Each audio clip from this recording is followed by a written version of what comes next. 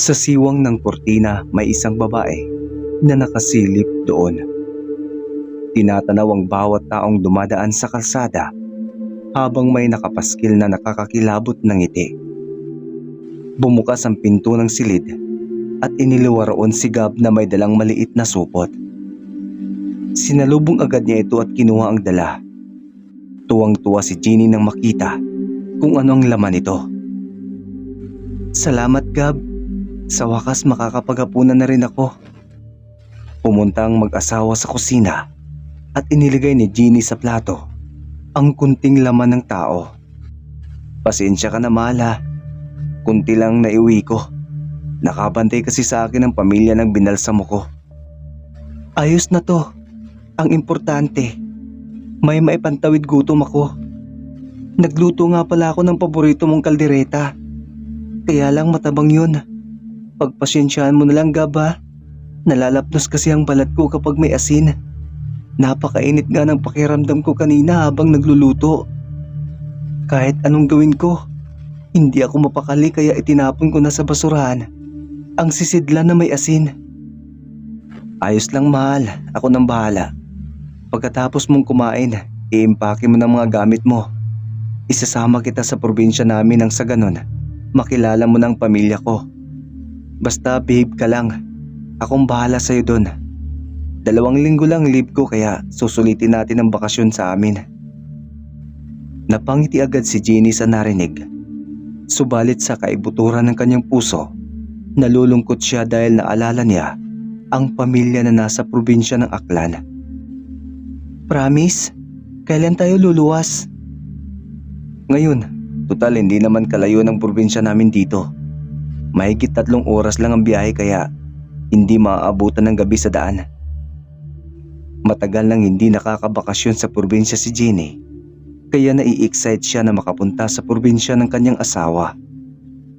Nais din naman niyang umuwi sa lugar nila, ngunit natatakot siya na baka mapahamak ang kanyang pamilya. Tinungo niya ang kanilang silid at agad na naglabas ng gamit na kasya ng 2 linggo. Ngunit nag-alala siya kapag sa bahay ng mga magulang ni Gab sila mamalagi. Pakiwari niya na hulaan ni Gab ang kanyang iniisip. Kagagaling lang nito sa banyo. "May maliit na bahay ang kapatid ko. Malapit lang yun kina mama. Doon tayo mamalagi hanggang matapos ang bakasyon natin. Nasa Iloilo na kasi sila kuya dahil taga roon ang napangasawa niya. Nakapagpaalam na rin ako kay kuya at pumayag naman." Nabawasan na rin ang kanyang alalahanin puwera na lang sa kanyang pagiging aswang. Naisatinig niya kay Gab ang mga agam-agam na bigla niyang nadama. Napalis naman agad iyon dahil sa mga pangakong binitawan ng kanyang asawa. Masakit na ang mga mata niya dahil sa samot-saring alikabok at usok na pumapasok sa kanyang mga mata. Nakahinga lang siya ng maluwag nang makapasok sa van na kanilang sasakyan. Nagsuot siya ng face mask upang kahit paano ay hindi siya maglalaway sa amoy ng tao. Sumandal siya sa balikat ni Gab at ipinikit ang kanyang mga mata. Pinilit niyang sarili na makatulog upang makalimutan niya kahit panandalian ang pagiging aswang. Pinagpawisan siya kahit malakas ang aircon sa van. Pinipigilan niya kasi ang pagtulo ng laway sa likod ng kanyang face mask. May sumakay kasing isang buntis na nagpalala sa kanyang gutom. Kaya kinalabit niya si Gab at sininyasan niya ito sa buntis na babae. "Huwag kang magpadala sa nararamdaman mo. Malapit na tayo sa sakayan ng tricycle." Bulong ni Gab sa kanya. Isinubsob niya ang kanyang mukha sa dibdib ng asawa. Ayaw niyang maamoy ang sanggol sa sinapupunan ng buntis. Pilit niyang nilabanan hanggang sa narinig niya ang sigaw ng konduktor. "Sinong bababa riyan? Andito na tayo sa probinsya ng Bukidnon." Binuksan ng konduktor ang pinto ng van. Nagpatiuna nang bumaba si Gab habang inalalayan si Jeannie. Napakasarap samyuhin ang sariwang hangin sa Bukidnon. Agad na sinalubong sila ng isang lalaki upang tanungin kung sasakay sila. "Uy, Gabriel, ikaw ba yan?" Napansin ni Jeannie na nakakunot noo ang asawa. "Uy, ano ka ba? Sinatoy ako. Nakalimutan mo na bang kababata mo?" Lumawak ang ngiti ni Gab nang maalala ang kababata at kaibigan. Nagyakapan ng dalawa at nagkamustahan. Ang laki ng ipinagbago mo ah. Siguro nakapagtapos ka na ng pag-aaral. Pangmayaman na kasing dating natin oh. Ikaw talaga, hindi ka pa rin nagbabago. Siya nga pala, misis ko, si Jenny. Mahal, si Natoy, ang siraulo kong kaibigan. Kiming ngumiti si Jenny sa kaibigan ng asawa. Mabuti at napasagot mo ang magandang misis mo. Aba, anong sikreto mo? Ako kasi hanggang ngayon, hindi pa rin sinasagot ni Perlin. Ang hina mo siguro. Ihatid mo na nga kami sa bahay nila mamang at papang. Napakamot sa batok si Natoy. Sa daan panay ang kwento nito. Katulad pa rin ito nung mga bata pa sila. Hanggang sa huminto sila sa isang bahay kung saan may nakaupong dalawang may edad at isang buntis na babae. Ang dating barong-barong at tagpi-tagping bahay ay naging simentado na. Noy Billy, Noy Lani, Janila, nandito na ako si Gabriel kasamang manugang niyo. Sigaw ni Natoy. Sabay na napalingon ang tatlo sa kanilang kinaroroonan. Umiiyak na sinalubong agad siya ng mga magulang at ng kapatid na buntis.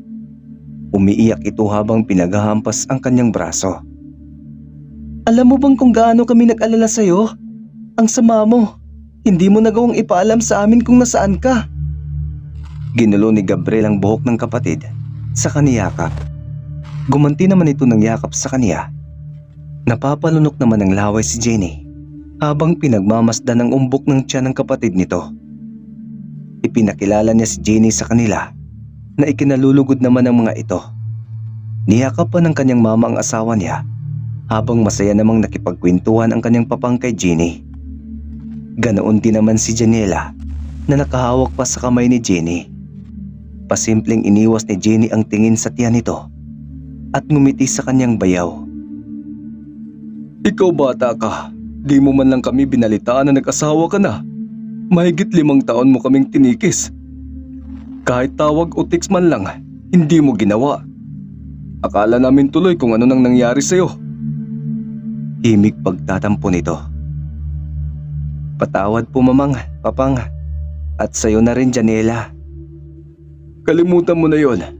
Ang importante nandito ka na. Mababawasan ang aming pag-alala. Sige na, pumasok na kayo. Ikaw rin Iya.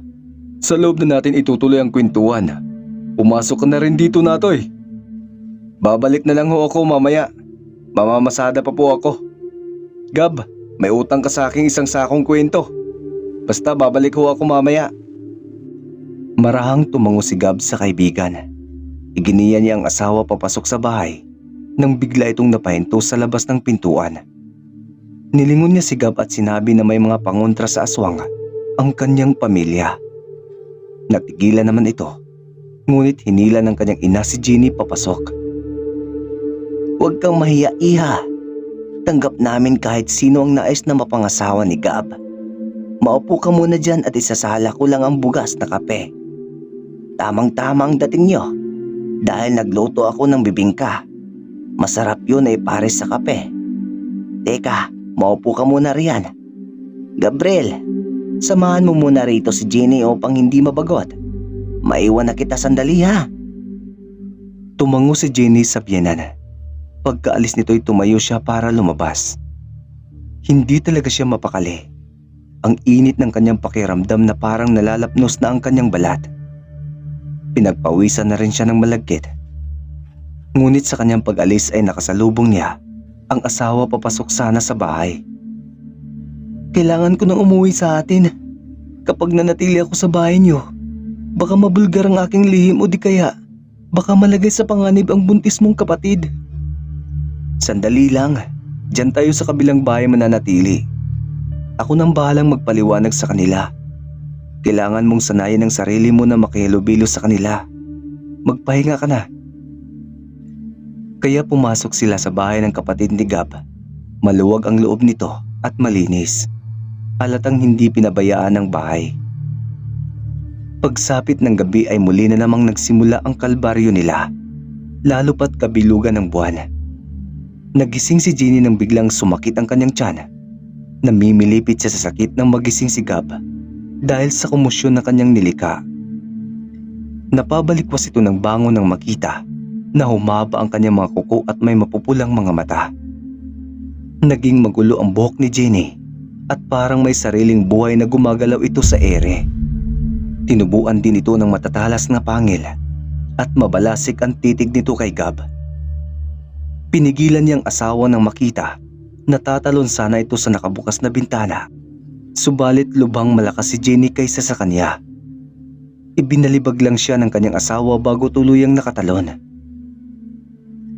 Tinalon nito ang daan patungo sa silid ng kapatid ni Gab.